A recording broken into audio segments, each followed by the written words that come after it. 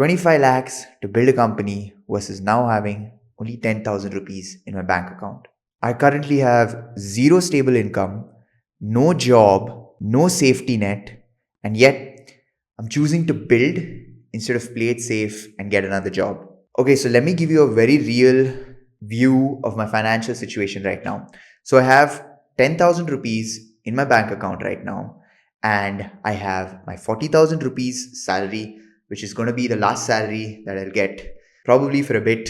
And I have a 1 lakh credit card in which I have, I think, 18,000 rupees credit, which I need to pay back. Now, before we go any further into this video, I'm going to tell you that this is a very stupid way to go about things.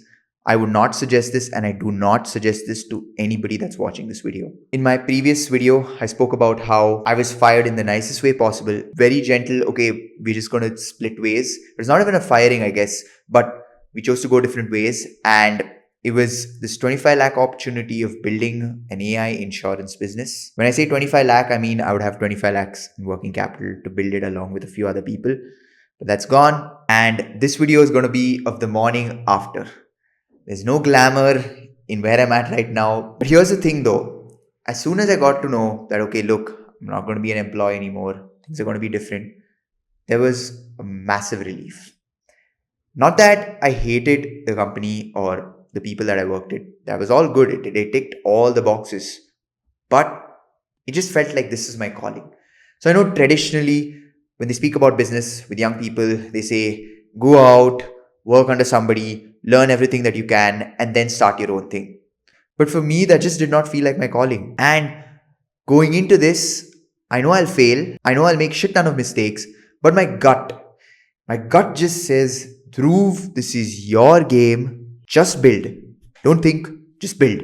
But I would be lying if I said that the next morning it wasn't like a slap across my face when I opened my bank account.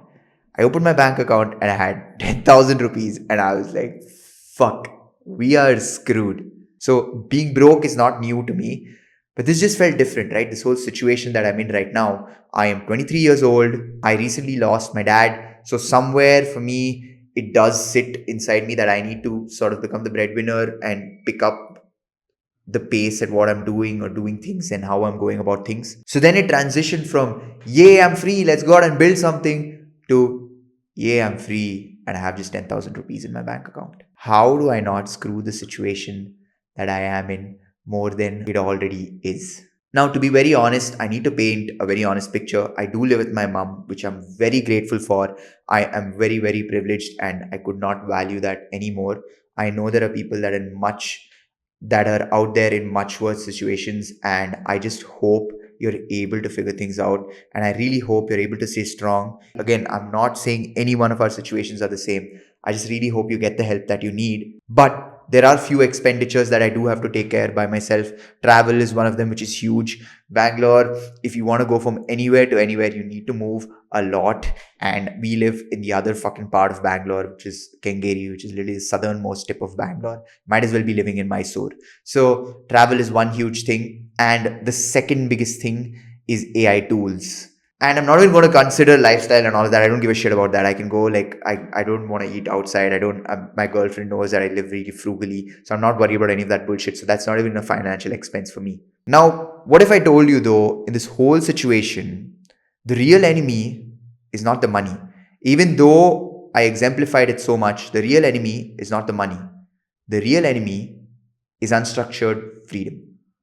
You see, with having a job, you have deadlines, you have targets, you have this path that's paved for you. Like, hey, today is this day, do this by this day, this by this day. And sure, if you're in a managerial position, which I was at, you don't have a lot of that, but still there is some sort of direction. Now with the job gone, it's like, I'm a free bird. Let's run in all directions. Let's do content full time. Let's start a SaaS company. Let's do freelance. Let's build like a product, everything literally, and run wherever you want.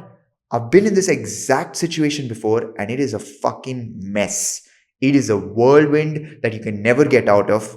So the real problem is, yes, financial, like no salary and all of that. But the bigger enemy, it's almost a combination of two, is infinite options and unstructured freedom. Now, that panic in the past has made me do two things. One, it's either shit my pants and grab any and every opportunity that I get, which I've done. I have literally at one point was going to start a fucking pizza oven company. So yeah, I've been there. And the second thing is freeze and not do anything, which I've also been stuck at, which is one of the biggest reasons why I even took this job that I got fired out of in the past, because I was so clueless about what to do. So I was like, fuck it, let's just do something. And I took it. So this time around, I realized that, okay, look, that's not going to work. We need to put in some rules into this picture, and that's the only way that we can get something fruitful out of it. Or else, this freedom is going to turn into chaos very, very fast. Okay, so this is how I sort of forced myself to pick a lane. The first thing is, what are my core competencies? All right, so we have design, we have communication, and or marketing, which is pretty much the same thing. So 2 3 things: design, communication, marketing. This is what I've studied in college. With content creation, I've experimented with this. I am naturally sort of gifted at communicating. So core competencies. Now that's the 3 paths that I'm going to follow. Now in that, I know the difference from personal experience with starting a service-based business. I do not want to do that. I do not want to be constrained by people, by cost, and all these bullshit things. Just service-based business is not for me. I want to do a product. I want to be able to scale. That's the objective.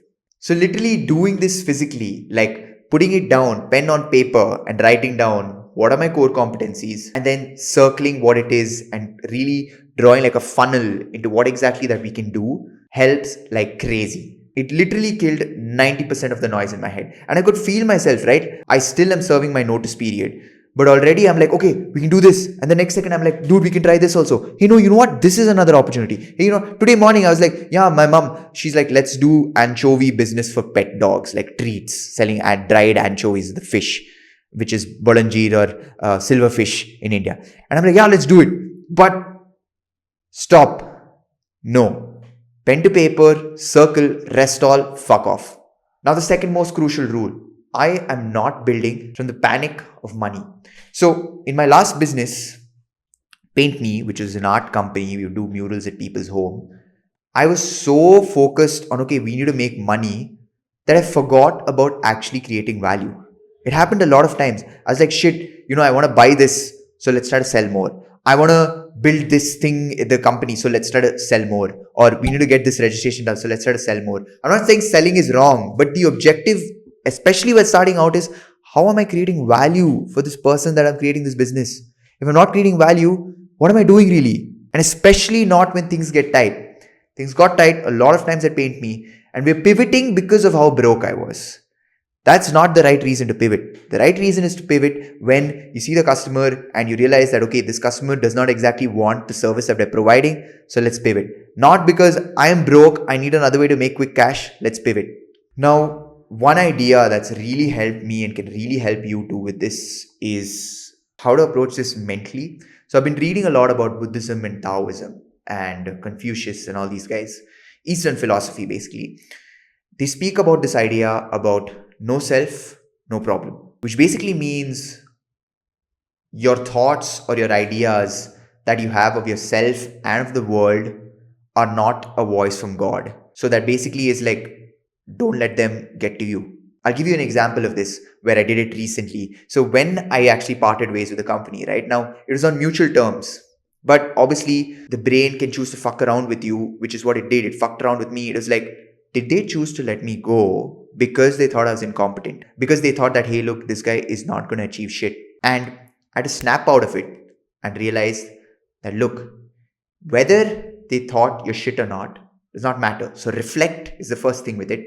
Actually think about it. Don't just deflect it and tuck it in somewhere. It does not matter. All right? They could have not, but it really does not matter because I'm trying to define myself through that idea, right? It's like, do they think I'm dumb? Who cares if I'm dumb or not?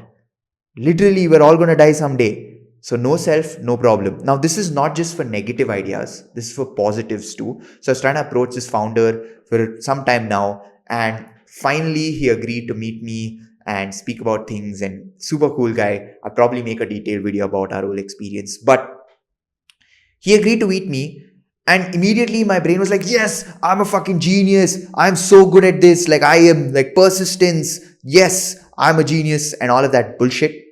But I had to snap out of it and I was like, no self, no problem. Because if you keep doing it only when you lose, then you can't, then it's not neutral. Good, bad, it happens. Whatever happens, happens. It does not define me, it does not define my circumstances. It is what it is. You just got to focus on the here and now. What do I need to do next? That's what matters.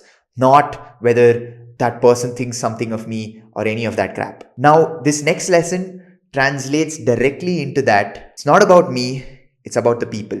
So I learned this through insurance sales. If you guys don't know anything about insurance sales, you've probably seen where insurance sales call people and they're just so annoying and spammy and frustrating and they keep calling. So the people think that insurance salesmen are all chutias. Now, being on the other side of the table, being an actual insurance salesman, I realized that, dude, it is not about selling the fucking policy or the insurance. Do they need it? Listen to them. Ask them the fucking questions. That one idea has changed everything in my life. Everything. From content creation to the next business that I'm going to be focusing on. And even family and my relationship with my girlfriend. Now, I know I'm not perfect at this. I fuck up a lot of times, even though I've just read this whole idea, but I've been repeating it to myself constantly that it's no self, no problem. It's about the person.